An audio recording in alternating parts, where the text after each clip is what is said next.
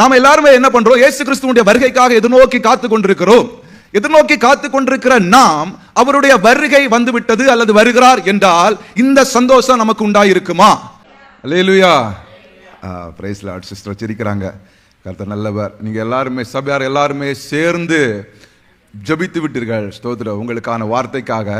இனி இன்னொரு ஜெபத்தை நான் ஏறெடுக்க தேவையில்லை என்று நம்புகிறேன். கர்த்தர் நல்லவர். கர்த்தர் நம்மோடு பேசுவார்.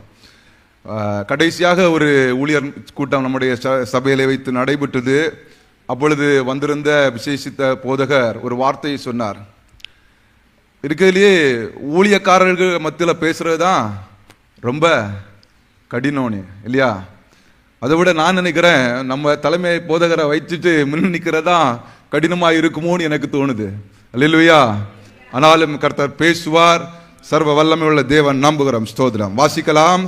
லூக்கா எழுதின சுவிசேஷம் 2வது அதிகாரம் 10வது வசனத்தை வாசித்து நாம் செய்திக்குள்ளாக கடந்து செல்லலாம். தேவதூதன் அவர்களை நோக்கி, பயப்படாதிருங்கள், பயப்படாதிருங்கள், இதோ எல்லா ஜனத்துக்கும் மிகுந்த சந்தோஷத்தை உண்டாக்கும் நற்செய்தியை உங்களுக்கு அறிவிக்கிறேன். ஆமென். போதும். எல்லா ஜனத்துக்கும் மிகுந்த சந்தோஷத்தை உண்டாக்கும் நற்செய்தியை உங்களுக்கு அறிவிக்கிறேன். இந்த வசனத்தை நீங்க கேட்ட உடனே ஒரு கிறிஸ்துமஸ் சர்வீஸ்க்குள்ள நம்ம போறோம்னு நினைச்சிடாதீங்க. அல்லேலூயா. நாம பொதுவா ஸ்தோத்திரம் கர்த்தருடைய வருகைக்காக எதிர்நோக்கி காத்திருக்கிறோம். அப்படிதான் இஸ்ரவேல் ஜனங்களும் ஒரு காலத்துல காத்திருந்தார்கள். அப்படித்தானே? இஸ்ரவேல் ஜனங்கள் ஒரு காலத்துல தேவன் வருவார், கர்த்தர் வருவார், கிறிஸ்துவானவர் பிறப்பார் பிறப்பார் பிறப்பார் என்று காத்து கொண்டிருந்தார்கள். நாமும் அதே போலதான் ஆண்டவர் வருவார் வருவார் வருவார் என்று ஆண்டவருடைய வருகைக்காக நாம் காத்து கொண்டிருக்கிறோம். அல்லேலூயா. அப்படி காத்து கொண்டிருந்த இஸ்ரவேல் ஜனங்களுக்கு கொடுத்த வசனம் தான் இது. தேவதூதன் வந்து சொல்லுறாரு, உங்கள் எல்லாருக்கும் மிகுந்த சந்தோஷத்தை உருவாக்குகிற நற்செய்தியை நான் உங்களுக்கு அறிவிக்கிறேன். எப்படிப்பட்ட நற்செய்தி? எல்லாருக்கும் எல்லாருக்கும் எல்லாருக்கும் சொல்லுங்க. எல்லாருக்கும் மிகுந்த சந்தோஷம். இவரு அவரு அந்த ஜாதி இந்த ஜாதி மேல் வகுப்பு கீழ் வகுப்பு அப்படின்னு சொல்லல. எல்லாருக்குமே என்ன? மிகுந்த சந்தோஷம். எது சந்தோஷம்? நம்முடைய ஆண்டவராகிய இயேசு கிறிஸ்து இந்த பூமியிலே வந்தார், அவதரித்தார் என்பது மிகப்பெரிய சந்தோஷமான ஒரு சுவிசேஷம். அப்படிதானே? இந்த சுவிசேஷத்தை ஏற்றுக்கொண்டவர்கள் சந்தோஷப்பட்டார்களா? அதுதான் கேள்வி. அதுதான் இன்னைக்கு நம்ம செய்தி. அல்லேலூயா. நாம எல்லாருமே என்ன பண்றோம்? இயேசு கிறிஸ்துவுடைய வருகைக்காக எதிர்நோக்கி காத்து கொண்டிருக்கிறோம். எதிர்நோக்கி காத்து கொண்டிருக்கிற நாம் அவருடைய வருகை வந்துவிட்டது அல்லது வருகிறார் என்றால் இந்த சந்தோஷம் நமக்கு உண்டாயிருக்குமா? இதைத்தான் நான் இன்றைக்கு உங்களிடத்துல பேசி ஆமென் ஸ்தோத்திரம் அடுத்து ஜெபிக்க போகிறோம். அதாவது எதிர்நோக்கி காத்திருந்த அந்த ஜனங்களுக்கு மத்தியிலே உண்மையாகவே அவர் வந்தபோது ஒரு சந்தோஷம் உண்டாய் இருந்ததா என்று நாம் பார்த்தோம் என்றால் ஸ்தோத்திரம் மத்தேயு 2ஆம் அதிகாரம், மத்தேயு லூக்கா இது ரெண்டுலயுமே ஒரே சம்பவத்தை சற்று வித்தியாசமாக எழுதியிருக்கிறார்கள். என்றாலும் மத்தேயு 2ஆம் அதிகாரம் 1வது வசனம் முதல் 3வது வசனம் வரை வாசிக்கலாம். ஏரோது ராஜாவின் நாட்களில் யூதேயாவில் உள்ள பெத்லெகேமிலே இயேசு பிறந்த பொழுது கிழக்கிலிருந்து சாஸ்திரிகள் எருசலேமுக்கு வந்து, யூதருக்கு ராஜாவாக பிறந்திருக்கிறவர் எங்கே? கிழக்கிலே அவருடைய நட்சத்திரத்தை கண்டு அவரை பணிந்து கொள்ள வந்தோம் என்றார்கள். ஏரோது ராஜா அதை கேட்ட பொழுது அவனும் அவனோடு கூட எருசலேம் நகரத்தார் அனைவரும் கலங்கினார்கள். அவனும் அவனோடு கூட எருசலேம் நகரத்தார் யாவரும் கலங்கினார்கள். அல்லேலூயா. கலங்கினார்களாம். ஏன் கலங்கணும்? எதற்காக கலங்கணும்? ஏரோது ஒருவேளை கலங்கலாம். ஏரோது யாரு? அப்பொழுது அங்கே ஆண்டு கொண்டிருக்கிற ஒரு ராஜா, ஒரு தலைவன். அவன் யூதருக்கு ராஜாவாக ஒருவர் பிறந்திருக்கிறார் என்று சொன்னால் அவருடைய இருதயத்தில் என்ன தோன்றியிருக்கும்? நமக்கு எதிராக ஒரு பிள்ளை வளர்ந்து நம்முடைய சந்ததியை அழித்து விட்டு அவர்கள் அடிமைத்தனத்தில் இருக்கிறவர்கள் விடுதலையாகி அவர் ஒரு ராஜாவாக மாறிவிடுவார் என்ற நம்பிக்கையிலே அவர் பயந்து கலங்கி அந்த பிள்ளையை கொலை செய்ய வகை தேடி இருக்கலாம். ஆனால் எருசலேம் நகரத்தார் யாவரும் கலங்கினார்கள். அல்லேலூயா. எருசலேம் நகரத்தில் இருக்கிற கொஞ்சம் பேர் கலங்கினார்கள், அல்லது புறஜாதியார் கலங்கினார்கள், அல்லது யூதர்கள் கலங்கினார்கள் என்று சொல்லப்படாமல் எல்லாருக்கும் ஒரு கலக்கம் வந்துச்சு. அல்லேலூயா. ஏன் இந்த கலக்கம் வந்துச்சு? இயேசுவுக்காக தான் எதிர்நோக்கி காத்திருந்தாங்க. இயேசு வருவார்னு தெரியும் இல்லையா? ஸ்தோத்திரம். எல்லா தீர்க்கதரிசன வசனங்களும் இயேசுவை பற்றி சொல்லுதே. அப்படி எதிர்பார்த்து இருந்த இந்த ஜனங்கள் இயேசு வருகிற பொழுது ஏன் கலங்கணும்? உடனே ஏரோது ராஜா அந்த யாரு பிரதான ஆசாரியனையும் வேதபாரகரையும் அழைத்து கேட்கிறாரு, எப்படி இயேசுவானவர் எங்கே பிறப்பார்? கேட்கறதுக்கு வேற ஆள்கிட்ட போனாரா? யார்கிட்ட போனாரு? வேதபாரகரும் பரிசேயரும். அடுத்து 4-5 வசனங்கள் அதான் சொல்லப்பட்டிருக்கிறது. உடனே அவங்க தெளிவா சொல்றாங்க, என்னது? இயேசுவானவர் எங்க பிறப்பார்? பெத்லகேமில் பிறப்பார். மீகா தீர்க்கதரிசி சொன்ன வசனத்தை, மீகா 5ஆம் அதிகாரம் 2ஆம் வசனத்தை தெளிவா சொல்றாங்க. அப்படின்னா வேதத்தை நன்கு கற்றறிந்திருக்கிறாங்க. வேதத்தினுடைய நல்ல தீர்க்க தரிசனம் எல்லாம் தெரியுது. இயேசு வருவார்னு தெரியுது, இயேசுவை எதிர்பார்த்து இருக்கிறாங்க, இயேசு பிறப்பார்னு தெரியுது, எல்லாம் தெரியுது. ஆனா ஏன் பயப்படணும்? இயேசுக்கு எதிர்நோக்கி தானே காத்திருக்கோம் நம்ம எல்லாம். இயேசு கிறிஸ்து வருவார்னு தானே காத்திருக்கோம். அவருக்கு எதிர்கொண்டு போகிறதுக்கான இந்த ஆராதனை எல்லாம். அப்போ இயேசு கிறிஸ்து வரும் பொழுது சந்தோஷம் உண்டாயிருக்குமா, கலக்கம் உண்டாயிருக்குமா? இதுதான் கேள்வி, இதுதான் செய்தி. அல்லேலூயா, அல்லேலூயா. இயேசு வருகிற பொழுது நான் எப்படி சந்தோஷப்படுவேனா அல்லது வருத்தப்படுவேனா? அல்லேலூயா. எல்லாருக்கும் வசனம் நல்லா தெரியுது பாருங்க. இந்த பிரதான ஆசாரியனும் வேதபாரகரும் கேட்ட உடனே கரெக்டா சொல்லிடுறாங்க. இவங்கள ஒரு பக்கம் விட்டுருவோம். யோவான் 7ஆம் அதிகாரத்துல ஒரு சம்பவம் நடக்கிறது.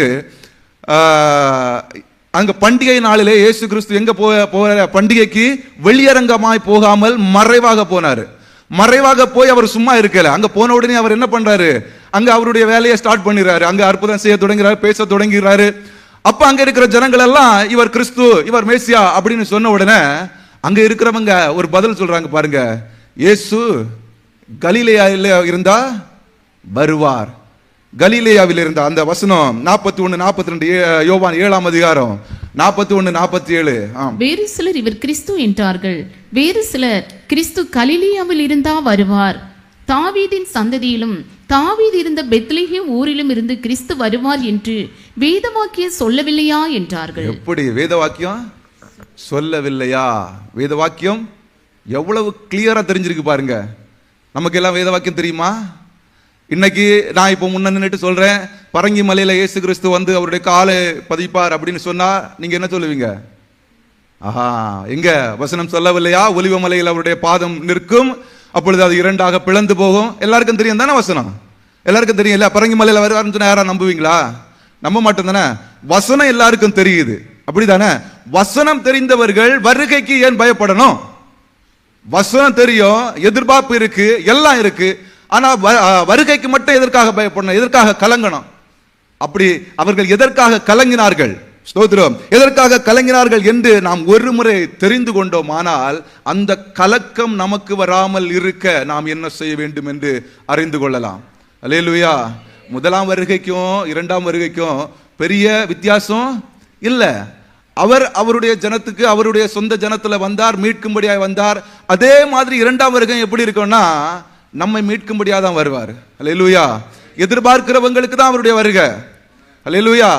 எதிர்பார்க்கிற உங்களுக்கு எனக்கு தான் அவருடைய வருகை எதிர்பார்த்து காத்திருந்து ஜெபித்திருந்து விழித்திருக்கிற நமக்கு தான் அவருடைய வருகை. ஸ்தோத்திரம். அவர்கள் ஓய்வு நாட்கள் தோறும் என்ன பண்றாங்கன்னா எல்லா நியாயப்பிரமாணத்தையும் தீர்க்க தரிசன ஆகமங்களையும் அவர்கள் வாசிக்கிறாங்க. அல்லேலூயா. ஓய்வு நாள் தோறும் வாசிக்கிறாங்க. ஆனா வாசித்தாலும் அதனுடைய கருத்து பொருள் என்னன்னே தெரியல. நியாயப்பிரமாணம்னா எது செய்யணும் எது செய்யக்கூடாது. நமக்கு அதே மாதிரி தான். எல்லா ஞாயிற்றுக்கிழமை எல்லா ஜெபங்களிலும் எது செய்யணும் எது செய்யக்கூடாது போதகர் போதித்துக் கொண்டிருக்காரு, நம்ம கேட்டுட்டு இருக்கோம். ஆனா இப்போ தீர்க்க தரிசன வசனங்கள் அதே மாதிரி தான். புதிய ஏற்பாட்டில் இயேசு கிறிஸ்துவை பற்றி சொல்லிய இடங்களில் எல்லாமே தீர்க்க தரிசன ஆகமங்கள் உரைக்கப்பட்ட நிறைவேற்றும்படி இப்படி நடந்தது, நிறைவேறும்படி இப்படி நடந்தது, நிறைவேறும்படி இப்படி நடந்தது. எல்லாமே ஏசாயா, எரேமியா தீர்க்கதரிசிகள் எல்லாரும் என்னென்ன சொன்னாங்களோ அது எல்லாம் நிறைவேறும்படி தான் நடக்குது. அல்லேலூயா. இது எல்லாமே அவங்களுக்கு தெரியுது. அல்லேலூயா. எல்லாம் தெரிஞ்சிருந்தாலும் ஸ்தோத்திரம், எப்போ முதல் தீர்க்க தரிசனம் ஆதியாகமத்துல உன் வித்துக்கும் ஸ்திரீயின் வித்துக்கும் பகையை உண்டாக்குவேன் என்று சொல்லி தொடங்கின அந்த தீர்க்க தரிசனம் முதற்கொண்டு கடைசியாக இயேசு கிறிஸ்து வருகிறது வரைக்கும் ஆண்டவருடைய வருகை எதிர்பார்த்து கொண்டே இருந்தார்கள். கிறிஸ்து வருவார், கிறிஸ்து வருவார், கிறிஸ்து வருவார், கிறிஸ்து வருவார் என்று எதிர்பார்த்து கொண்டிருந்த ஒரு சந்ததி கிறிஸ்து வந்து அவர்கள் முன்னே நிற்கிற பொழுதோ அதை குறித்த கலக்கம் அவர்களுக்கு உண்டாயிற்று. அல்லேலூயா, அல்லேலூயா.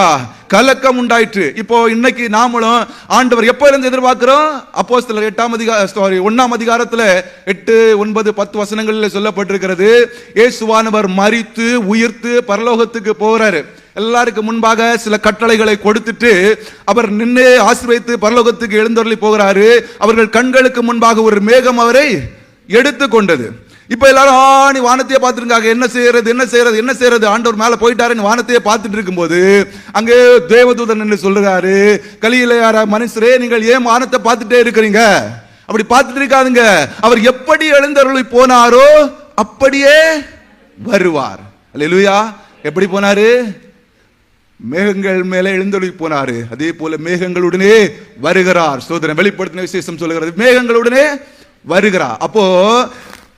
அப்போஸ்தலர் 1ஆம் அதிகாரத்தில் எழுந்து போன போது இது அவர் வருவார் என்று காத்திருந்த திருச்சபை இப்பொழுது வரைக்கும் ஆண்டவருடைய வருகைக்காக காத்திருக்கிறது. அல்லேலூயா. நம்ம காத்தானே இருக்கிறோம், எல்லாருமே அவருடைய வருகைக்காக காத்திருக்கிறோம். அல்லேலூயா. ஆனா அந்த பழைய முதல் வருகைக்கு அந்த ஜனங்கள் காத்திருந்தார்கள். எப்பொழுதிருந்து? ஆதியாகமத்திலிருந்து இயேசு கிறிஸ்துவினுடைய வருகை வரை காத்திருந்தாங்க. காத்திருந்தவர்களுக்கு கடைசியில கலக்கம். அல்லேலூயா. ஆனா நம்மளும் அந்த அப்போஸ்தலர் 1ஆம் அதிகாரத்திலிருந்தே காத்திருக்கிறோம். நம்ம ஆண்டவர் வரும்போது கலக்கமுற்றவர்களா இருப்போமா அல்லது மகிழ்ச்சியோடு சந்தோஷத்தோடு இருக்கணுமா? அதுதான் ஸ்தோத்திரம். நாம இப்ப பார்த்துட்டு அடுத்த பகுதிக்குள்ளாக போக போகிறோம். உதாரணமா இயேசு கிறிஸ்து வரும்போது ஒரு கூட்டம் கலங்கினது. யாரு கலங்கினா? ஏரோது கலங்கினா. ஏரோதோட கூட எருசலேம் நகரத்தார் எல்லாரும் கலங்கினாங்க. இவங்க எல்லாம் யாரு? வேதத்தை வச்சிருக்கவங்க. ஸ்தோத்திரம். வேதத்தை பற்றி நல்ல அறிவு இருக்கு, தீர்க்க தரிசனம் இருக்கு, நியாயப்பிரமாணம் இருக்கு, எல்லாமே இருக்கு. ஆனா வேதத்தை பற்றி தெரியாத, வேதமே கையில இல்ல சாஸ்திரி எங்க இருந்து வரான்?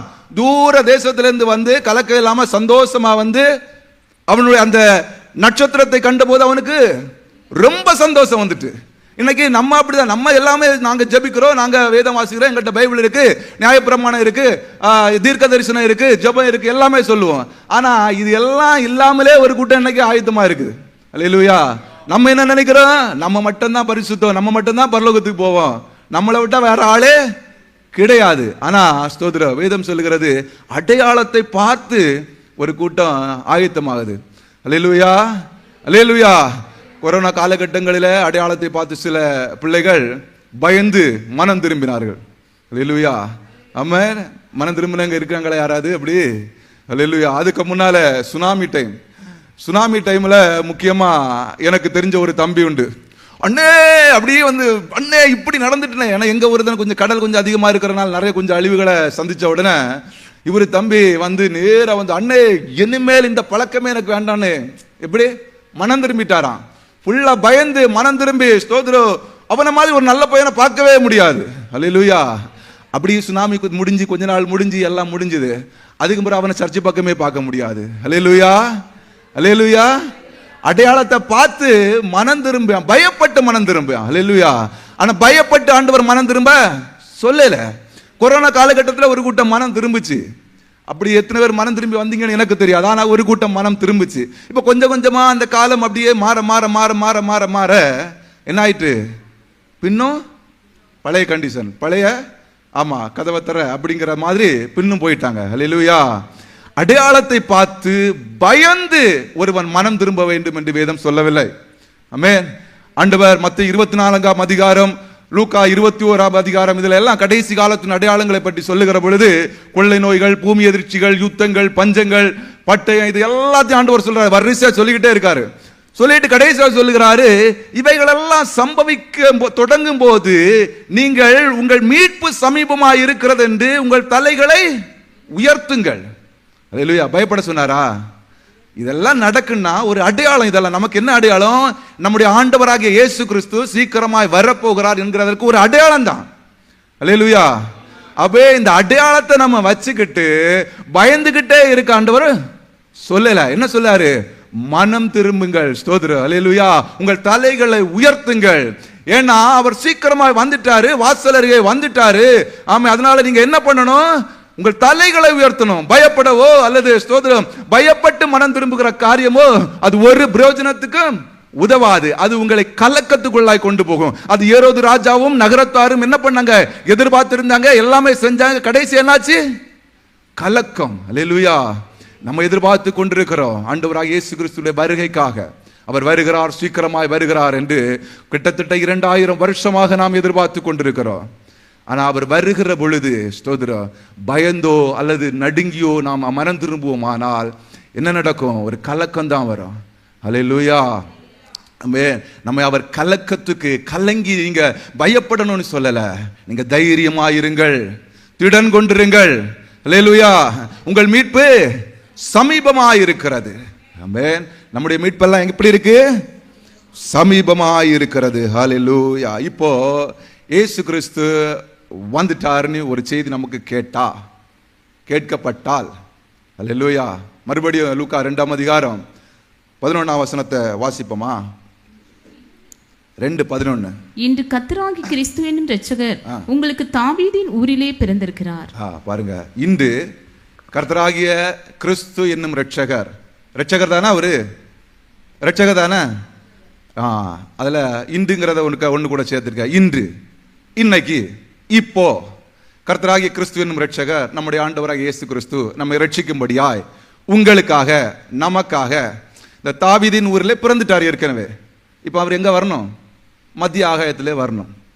இப்போ கர்த்தராகிய கிறிஸ்து என்னும் இரட்சகர் உங்களுக்கு மத்திய ஆகாயத்திலே வந்து விட்டார் அப்படின்னு ஒரு சத்தம் கேட்டா, அல்லேலூயா, அப்படின்னு ஒரு சத்தம் கேட்டா எப்படி சந்தோஷம் வருமா? அவருக்கு நேராக எதிர்கொண்டு போக ஆயத்தமா இருப்போமா?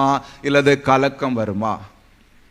அல்லேலூயா, அல்லேலூயா, அல்லேலூயா. என்ன பாஸ்டர் போய் இவரியா கொண்டு முன்ன விட்டீங்கிற மாதிரி பார்க்குறியா? அல்லேலூயா, ஆமென், அல்லேலூயா. கலக்கம் வருமா? சந்தோஷம் வருமா? ஸ்தோத்திரம். அப்போ இயேசு கிறிஸ்து இந்த பூமியில பிறந்த போது ஒரு கூட்டம் பயந்துச்சு, கலக்கம் அடைஞ்சிச்சு, என்ன பண்றதுன்னு தெரியல, திட்டமா விசாரிங்க, அதை செய்யுங்க, இதை செய்யுங்கன்னு சொல்லி ஒரு கூட்டம் அப்படி பயப்பட்டு தான் இருந்துச்சு. ஆனா ஒரு கூட்டம் சந்தோஷப்பட்டு பாருங்க. அல்லேலூயா. ஒரு கூட்டம் சந்தோஷப்பட்டுச்சு.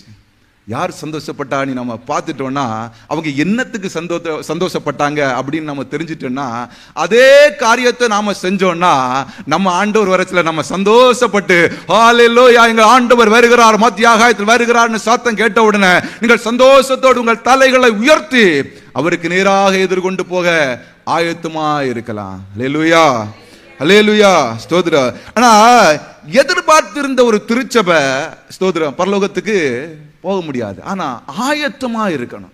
இப்ப எல்லாரும் பழைய ஏற்பாட்டுல எல்லாருமே கிறிஸ்து வருவார், கிறிஸ்து வருவார், கிறிஸ்து வருவார், கிறிஸ்து வருவார்னு எதிர்பார்த்து இருந்தாங்க. ஆனா ஆயத்தம் இல்லை யார்ட்டையும். அல்லேலூயா. ஆயத்தம், எதிர்பார்ப்பை விட எது முக்கியம்?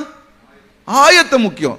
நம்ம ஆயத்தமா இருந்தாலே, அல்லேலூயா, அவருடைய வருகைக்கு ஆயத்தம். அதுதான் நம்ம ஆயத்தப்படுங்க, ஆயத்தப்படுங்க, ஆயத்தப்படுங்க. ஸ்தோத்திரம். ஆயத்தம், ஆயத்தம். ஸ்தோத்திரம். ஒரு சிலர் அவருடைய முதலாவது வருகைக்கு அவர் கிறிஸ்து வருவார் என்பதற்கு, ஸ்தோத்திரம், ஆயத்தமா இருந்தார்கள். முதலாவது நம்ம பார்த்துட்டோம், சாஸ்திரிகள் அடையாளத்தை பார்த்து வந்தாங்க. ஸ்தோத்திரம். இயேசு அவருடைய பைபிள் இல்ல, வேத வசனம் தெரியாது, வேத ஞானம் இல்ல. ஸ்தோத்திரம். அவர்களுக்கு ஜெபாலயங்கள் கிடையாது, எருசலேம் நகரத்தார் இல்ல, சபை இல்ல, ஒண்ணுமே இல்ல. ஆனா எங்கேயோ தூரத்தில் ஒரு அடையாளத்தை பார்த்த உடனே இந்த அடையாளம் நிச்சயமாகவே ஒரு ராஜா பிறந்திருக்கிறார் என்று தங்கள் இருதயத்தில் ஏவப்பட்டு உடனே இயேசுவை பார்க்க வருகிறார். இது முதலாவது நாம் செய்ய வேண்டிய ஆயத்தம். அதை நம்ம பார்த்துட்டோம். ஸ்தோத்திரம். இரண்டாவது பார்க்க போறது மேய்ப்பர்கள். ஸ்தோத்திரம். நற்செய்தி கேட்டு, ஹல்லேலூயா, லூக்கா 2ஆம் அதிகாரம் 17ஆவது வசனத்துல, ஸ்தோத்திரம், அவர்கள் நற்செய்தி கேட்டு தீவிரமாய் வந்தார்களாம். எப்படி வந்தார்கள்? தீவிரமாய். இப்ப நற்செய்தி எல்லாருக்கும் கேட்கப்படுகிறது. நற்செய்தி எது? இயேசு கிறிஸ்து வருகிறார், அவர் மத்திய ஆகாயத்தில் வருவார், சீக்கிரமாய் வருவார், நம்மை எடுத்துக்கொள்வார், நம்ம எல்லாம் அவரு கூட போக போறோம். இதெல்லாம் என்னது? நற்செய்தி. ஆனா சீக்கிரமா வர்றோமா? சீக்கிரமா வர்றோமா? அல்லேலூயா, அல்லேலூயா. நற்செய்தி எல்லாருக்கும் கேட்கப்படுகிறது. அல்லேலூயா. நற்செய்தி, இயேசு கிறிஸ்து வருகிறார், அது உண்மைதான். ஆனா ஆயத்தம், சீக்கிரம், வேகமா நம்ம தயாராகணும், சீக்கிரமா தயாராகணும் அப்படிங்கிற எண்ணம் எத்தனை பேர்கிட்ட இருக்கு? எத்தனை பேர்கிட்ட இருக்கு? அல்லேலூயா. யார் அறிவிச்சா தெரியுமா? தூதர்கள் அறிவித்தார்கள் நற்செய்தியை, மனுஷர்கள் அல்ல. இன்னைக்கு நமக்கு கிடைக்கப்பட்ட இந்த நற்செய்தி ஏதோ மனிதர்கள் பேசுறதுனால, ஒரு பாஸ்டர் பேசுறதுனால, அல்லது பிரதர் பேசுறதுனால, அல்லது யாரோ ஒருத்தர் பேசுறதுனால வரல. ஸ்தோத்திரம். அது ஆண்டவர் தம்முடைய தூதனை அனுப்பி நமக்கு நற்செய்தி அறிவித்திருக்கிறார். ஸ்தோத்திரம். ஹல்லேலூயா. ஆண்டவர் தம்முடைய தூதனை அனுப்பி, ஆமே, ஸ்தோத்திரம், சீக்கிரமாய், சீக்கிரமாய், சீக்கிரமாய் ஆயத்தமாகுங்க. இது கடைசி காலம், சீக்கிரமாய் ஆயத்தமாகுங்கன்னு ஆண்டவரே அனுப்புறார் தம்முடைய தூதனை. அல்லேலூயா, ஆமென். அப்படி இந்த செய்தி எல்லாம் நம்ம கேட்கிறோம், டெய்லி கேட்கிறோம். ஆனா தீவிரமாய் ஆயத்தமாகிறோமா? அதுதான். அல்லேலூயா. இந்த மேய்ப்பர்கள் என்ன செய்தார்கள்? தீவிரமாய் ஆயத்தமாகி வந்தார்கள். அல்லேலூயா. தீவிரமாய் வந்ததுனால அவர்களுக்கு ஒரு சந்தோஷம். அவர்கள் பிள்ளையை கண்டு அதை குறித்து சொல்லப்பட்ட காரியங்களை குறித்து மகிழ்ச்சி அடைந்து சந்தோஷப்பட்டு அங்கே புகழ்ந்து கொண்டு போனாங்க. அல்லேலூயா. இந்த தீவிரம் நமக்கு வேணும். ஆண்டவருடைய வருகைக்கு குறித்து ஆயத்தமாகிறதுல ஒரு தீவிரம் இருக்கணும். அல்லேலூயா. ஒரு கூட்டம் ஜனம் கலங்கி கொண்டு தான் இருந்துச்சு. ஆண்டவர் வருகிறார் என்று கேள்விப்பட்டோன்னு அவங்களுக்கு கலக்கம் வந்துட்டு எதிர்பார்த்திருந்த கூட்டம் தான்.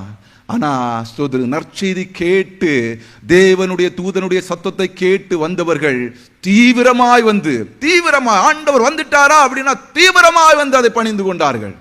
அல்லேலூயா. தீவிரமாய் வரணும். அல்லேலூயா. இரண்டாவதாக ஸ்தோத்திரம், சிமியோன் என்கிற ஒரு மனிதனை குறித்து அதே அதிகாரத்தில் பார்க்கிறோம். அல்லேலூயா, ஆமென். சிமியோன் லூக்கா 2ஆம் அதிகாரம் 25வது வசனத்திலிருந்து 27ஆம் வசனம் வரை பார்க்கலாம். அதுல 25 முதலாவது. அப்பொழுது சிமியோன் என்னும் பெயர் கொண்ட ஒரு மனுஷன் எருசலேமில் இருந்தான். அவன் நீதியும் தேவபக்தியும் உள்ளவனாயும் இஸ்ரவேலின் ஆறுதல் வர காத்திருக்கிறவனாயும் இருந்தான். ஆமென். ஸ்தோத்திரம். போதும் சிஸ்டர். அவன் நீதியும் தேவ பக்தியும் தீவிரம் இருந்தா மட்டும் போதுமா? நீதி இருக்கணும். நீதி என்ன இருக்கணும்? நீதி இருக்கணும். ஸ்தோத்திரம்.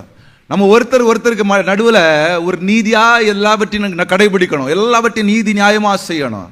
அல்லேலூயா. அது கூட தேவ பக்தி இருக்கணும். தேவ பக்தி. அல்லேலூயா. தேவ பக்தி இல்லாம தீவிரமா வர முடியாது. தேவ பக்தி இல்லாம ஸ்தோத்திரம் ஜெபிக்க முடியாது.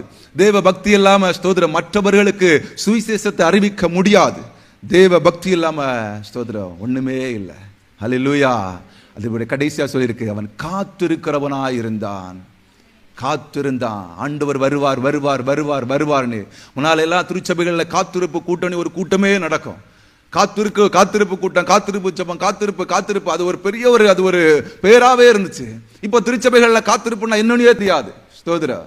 பரிசுத்த ஆவிக்காக காத்திருந்தார்கள், நன்மைகளை எதிர்பார்த்து காத்திருந்தார்கள். ஸ்தோத்திர. உபவாசத்துல காத்திருந்தார்கள். இப்படி பல காரியங்களை குறித்து காத்திருந்து அதை பெற்றும் கொண்டார்கள். இன்னைக்கு காத்திருப்புன்னா என்னன்னு முதல்ல தெரியாது. ஸ்தோத்திரம். ரெண்டாவது காத்திருப்புன்னு சொன்னா யாரும் வர்றதும் கிடையாது. அல்லேலூயா. அவர்களுக்கெல்லாம் ஒரு ஆராதனை, ஞாயிற்றுக்கிழமை ஒரே ஒரு ஆராதனை. ஸ்தோத்திரம். அதுல ஹல்லேலூயா ஹல்லேலூயா அவ்வளவுதான், ஆராதித்துட்டு போயிட்டே இருப்பாங்க. ஸ்தோத்திரம். காத்திருக்காத இயேசு கிறிஸ்து வருகிறார், அவருடைய வருகைக்கு நான் ஆயத்தமாகணும்னே ஆயத்தமாகி காத்திருக்காத ஒரு திருச்சபை, ஆமென், அவருடைய வருகையை கண்டு சந்தோஷப்படாது, அவருடைய வருகையை கண்டு மகிழ்ச்சி அடையாது. அல்லேலூயா அல்லேலூயா அல்லேலூயா, ஆமென். அப்ப நம்ம காத்திருக்கிற ஒரு திருச்சபையா இருக்கணும். ஸ்தோத்திரம். அடுத்து சிமியோன் 27வது வசனத்தை வாசிக்கலாம். அவன் ஆவியின் ஏவுதலினால் தேவாலயத்திலே வந்திருந்தான். போதும் சிஸ்டர், இதுதான் முக்கியம், ரொம்ப முக்கியம். நம்ம எல்லாரும் திருச்சபைக்கு வருகிறோம். ஸ்தோத்திரம். எப்படி வர்றோம்? ஒவ்வொரு ஆராதனைக்கும் 10 தடவை ஃபோன் பண்ணணும். ஸ்தோத்திரம். வாங்க பிரதர், வாங்க சிஸ்டர், வாங்க வாங்க வாங்க, பெண்கள் கூட்டத்துக்கு வாங்க, வாலிபர் கூட்டத்துக்கு வாங்க, இரவு ஜபத்துக்கு வாங்க. எத்தனை அறிவிப்பு இப்பெல்லாம் வாட்ஸ்அப்ல 1000 மெசேஜ் வருது. அப்படி வந்தாலும் ஸ்தோத்திரம். அல்லேலூயா. திருச்சபைக்கு இவர் திருச்சபைக்கு எப்படி வந்தாரு? ஆவியின் ஏவுதலினால. ஒருத்தரை இவருக்கு மெசேஜ் பண்ணல, ஒருத்தரை போன் பண்ணல, ஒருத்தரை வாணி சொல்லல. இவருக்குள்ளேயே ஒரு ஏவுதல் இருந்துச்சு. நான் திருச்சபைக்கு போனோம், திருச்சபையில போய் ஆராதிக்கணும், அங்க போனா கிறிஸ்துவை நான் காண்பேன். ஸ்தோத்திரம். அவருக்கு சொல்லப்பட்டது, நீ கிறிஸ்துவை காணும் முன்னே மரிப்பதில்லை. ஸ்தோத்திரம். இப்போ உங்களுக்கும் எங்களுக்கு ஆண்டவர் என்ன சொல்றாரு? நீ கிறிஸ்துவை காணும் முன்னே மரிப்பதில்லை. ஆனா நீ எப்படி காண்பாய்? நாவியின் ஏவுதலினால, உன்னுடைய சுய விருப்பத்தினால, உன்னுடைய சுய ஆசையினால, நான் ஆண்டவரை ஆராதிக்க போனோம், ஆண்டவரை துதிக்க போனோங்கிற ஒரு ஆசையோடு வந்தா மட்டும்தான் அவருடைய வருகையில நம்ம சந்தோஷப்பட முடியும். இல்லாம யாரோ ஒருத்தங்க போன் பண்ணி சொல்லிட்டாங்க, யாரோ ஒருத்தங்க கூப்பிடுறாங்க, நான் போயிட்டு வந்துடுறேன், இல்ல போகலைன்னா அவரு அடுத்த வாரம் ஏதாவது கேட்பாரு, போன் பண்ணி பேசுவாரு. இப்படி கட்டாயத்தினால வருகிற ஒரு ஆத்துமா, ஒரு திருச்சபை, ஸ்தோத்திரம், அவருடைய வருகையிலே சந்தோஷப்பட முடியாது.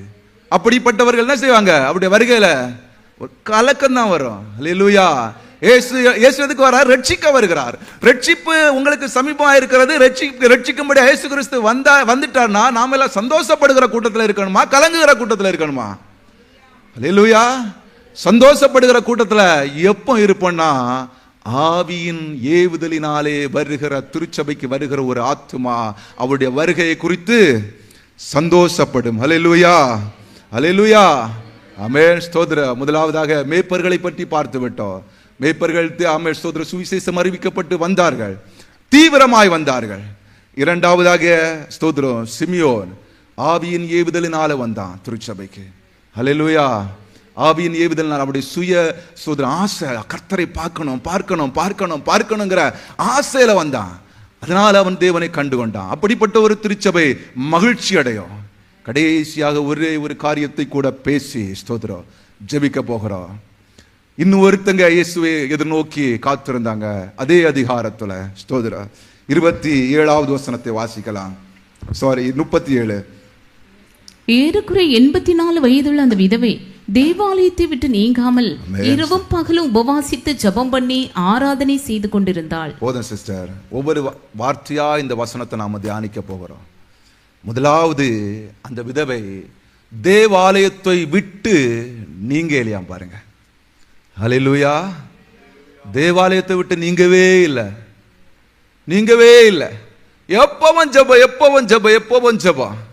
அப்படி ஜெபிக்கிற, தேவாலயத்தை விட்டு நீங்காம ஜெபிக்கிற ஒரு உள்ளத்தை கொண்ட ஒரு ஆத்துமா மட்டும்தான் தேவனுடைய வருகையை குறித்து சந்தோஷப்படும். அல்லேலூயா, அல்லேலூயா. இல்லை ஏதோ ஒரு நாள், என்னைக்கோ ஒரு நாள், மாசத்துல ஒரு நாள் வந்தா போதும் அப்படின்னு நினைக்கிற ஒரு ஆத்துமா அவருடைய வருகையை குறித்து கலக்கந்தான் அடையும். அல்லேலூயா. சந்தோஷப்பட முடியாது. எல்லாத்துக்கும் நம்ம தான் பொறுப்பு. எனக்கு நான் தான் பொறுப்பு, நான் தான் வரணும். அல்லேலூயா. என் மனைவிக்கு அவ தான் பொறுப்பு. ஸ்தோத்திரம். ஒருவேளை ரட்சிக்கப்படாத குடும்பத்துக்கு வேணா நம்ம ஜெபிக்கலாம். அல்லேலூயா. என் மனைவி எல்லா நாளும் வந்து ஜெபம் பண்றா, எல்லா நாளும் இங்க கூட்டங்களை நடத்துறான்னு சொல்லிக்கிட்டு இருந்தா அவங்க போயிடுவாங்க, நான் போக முடியாது. நான் இங்க இருந்து பேசுறேன், ஆமா ஸ்தோத்திரம், இவர் பிரசங்கம் எல்லாம் பண்றதுனால என் பிள்ளையோ என் மனைவியோ பரலோகத்துக்கு போக முடியுமா? முடியாது. இந்த ஆசை எல்லாம் யாருக்கு இருக்கணும்? ஒவ்வொரு தனிப்பட்ட நபருக்கு இருக்கணும். எனக்கு இருக்கணும். நான் பரலோகத்துக்கு போகணும், நான் கர்த்தரை சந்திக்கணும், நான் அவரை ஸ்தோத்திரம் அவருக்கு எதிர்கொண்டு போகணும்னு நினைக்கிற ஒரு திருச்சபை. திருச்சபைங்கிறது நாம தான். ஸ்தோத்திரம், அல்லேலூயா. அப்படி நினைக்கிற ஒருத்தங்களால மட்டும்தான் எங்க பரலோகத்துக்கு போக முடியும். அவருடைய சத்தத்தை கேட்கிற பொழுது மகிழ்ச்சி அடைய முடியும். அல்லேலூயா, அல்லேலூயா. இப்ப யோசித்து பாருங்க, நம்ம மகிழ்ச்சி அடைவோமா அல்லது ஸ்தோத்திரம் கலங்குவோமா? அடுத்தது அதே வசனத்துல ஆமென், நீங்காமல் இரவும் பகலும். அல்லேலூயா. இரவு என்ன? இரவுன்னா என்ன? இரவு ஜெபம். இரவு ஜெபத்துக்கு எத்தனை பேர் வர்றோம்? அல்லேலூயா, அல்லேலூயா. எல்லாரும் வர்றோமா? ஸ்தோத்திரம். யார் வர்றீங்கன்னு தெரியாது. ஆனா இரவு ஜெபம், இரவும் பகலும். பகல்லையும் ஜெபிக்கணும், ராத்திரியும் ஜெபிக்கணும். அல்லேலூயா. எப்பவும் அவர் கூடவே இருக்கணும், ஜெபித்துக் கொண்டே இருக்கணும். அல்லேலூயா. எப்பவும் ஜெபித்துக் கொண்டே இருக்கணும். அடுத்து உபவாச ஜெபம். உபவாசித்து சிலர் உபவாசிப்பாங்க, ஜெபம் பண்ண மாட்டாங்க. முன்னால நானும் அப்படிதான் இருந்தேன். நான் வேலை செய்யற இடத்துல இருந்து ஜெபம் பண்ண எல்லாம் முடியாது இல்லையா? உபவாசம் சொல்லி உபவாசத்தை வச்சிருவேன், சாப்பிட மாட்டேன். ஆனா என்னுடைய டியூட்டி எல்லாம் கரெக்டா பார்த்துட்டே இருப்பேன். அதுக்கு அப்புறம் தான் தெரிஞ்சது அது உபவாசம் இல்லை, அது பட்டினி. அப்படிதானே? உபவாசம்னா நம்ம ஒடுக்கி, நம்ம எதுக்கு உபவாசம் இருக்கிறோன்னு சொன்னா, நம்ம சரீரத்தை ஒடுக்குற பொழுது ஆவியில பலன் வருகிறது. சரீரம் என்ன பண்ணும்? கொஞ்சம் கொஞ்சமா பலத்தை இழந்துட்டே இருக்கும், ஆவி கொஞ்சம் கொஞ்சமா பலன் அடைந்துட்டே இருக்கும். அதுக்கு தான் உபவாசம். அல்லேலூயா. உபவாசம், இரவு ஜெபம். அல்லேலூயா. இதெல்லாம் இல்லைன்னா ஸ்தோத்திரம் அவருடைய வருகையிலே நாம் என்ன பண்ணுவோம்? கலக்கம்தான் அடைவோம். நாங்க சிறு பிராயத்தில் தேவனுடைய திருச்சபையில தான் வளர்க்கப்பட்டோம், திருச்சபையில தான் வளர்க்கப்பட்டோம். ஆனா ஒரு குறிப்பிட்ட வயது வரும் பொழுது நாங்க சபையை விட்டெல்லாம் போய் ஸ்தோத்திரம், அப்புறம் வேலை அங்க எங்கன்னுட்டு நம்ம அந்த சபைக்கு எங்களுக்கும் ஐக்கியமே கிடையாது. எங்கேயோ போயிட்டோம், எப்படியோ போயிட்டோம். அப்புறம் ஒரு நாள் ஸ்தோத்திரம் இருதயத்துல ஒரு உணர்வு வந்த போது, ஆண்டவர் எங்களை சந்தித்த போது திரும்பி நாங்க பார்க்கிறோம், ஐயோ நமக்கு எப்படிப்பட்ட ஒரு பாக்கியம் கிடைச்சது, நம்ம எல்லாத்தையும் மிஸ் பண்ணிட்டோமே, நல்ல ஆராதனை எல்லாம் இருந்துச்சு. ஆனா நினைச்சா அப்படி ஒரு ஆராதனை ரெண்டாவது கிடைக்கல. அல்லேலூயா. எவ்வளவு கஷ்டம். ஆனா ஒவ்வொரு நாளும் யோசிப்ப, ஆண்டவரை எப்போ ஆண்டவரை எப்படி நான் ஆராதிப்பேன், எப்போ ஆண்டவரை ஸ்தோத்திரம், எப்போ எப்போ. அல்லேலூயா. இஸ்ரவேல் ஜனங்கள் ஏறக்குறைய 490 வருஷம், பைபிள் ஸ்டடி வரவங்களுக்கு தெரியும், ஆமென், ஓய்வு நாள் ஆசரிக்கலையா. 490 தானே பாஸ்டர்? ஆமா, 490 வருஷம் ஏறக்குறைய ஓய்வு நாள ஆசரிக்கல. இப்போ பாபிலோனின் ஆற்றங்கரையில இருந்து புலம்புறான், ஐயோ சீயோனை குறைத்து நாங்கள் எண்ணுகிறோம், சீயோன்ல நாங்க அப்படி இருந்தோமே இப்படி இருந்தோமே, ஆராதனைக்கு சென்று வருகிறோமே. சங்கீதம் 107வது சங்கீதத்துல முழுக்க முழுக்க இதே புலம்பல் தான். அல்லேலூயா. 490 வருஷம் என்ன பண்ணுன? எருசலேம்ல தானே இருந்த, எருசலேம்ல தானே இருந்த, தேவாலயம் இருந்துச்சு இல்லையா, ஆராதிக்க உனக்கு என்ன தடை இருந்துச்சு? ராஜ்யம் இரண்டாக பிரிக்கப்பட்டது உண்மைதான், தேவாலயம் பிரிக்கப்படவில்லையே. அல்லேலூயா. இன்னைக்கு நிறைய பேர் எல்லா வாய்ப்பும் இருக்கும்போது ஆராதனைக்கு வருகிறது கிடையாது, ஜெபம் கிடையாது, ஒண்ணுமே கிடையாது. அதுக்கப்புறம் பாபிலோனின் ஆற்றங்கரையில இருந்து புலம்ப வேண்டியது, ஐயோ எனக்கு இப்படி நடந்து விட்டது, நாங்க எப்ப ஆலயத்துக்கு போவோம், எப்படி செல்லுவோம். அல்லேலூயா. அந்த காலம் ஒரு சீக்கிரமாய் வருகிறது.